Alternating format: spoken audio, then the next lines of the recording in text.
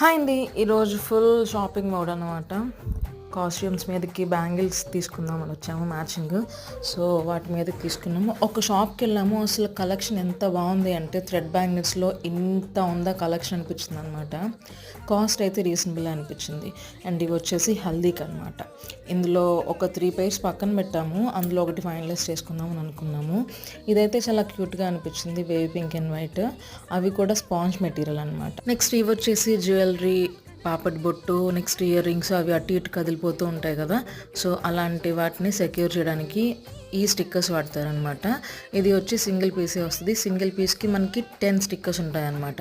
ఇది కూడా యూస్ఫుల్లే కదా ఫంక్షన్స్ అప్పుడు అని చెప్పేసి అది కూడా తీసుకున్నాము. నెక్స్ట్ టోటల్ బిల్ మాకు 4400 అయింది.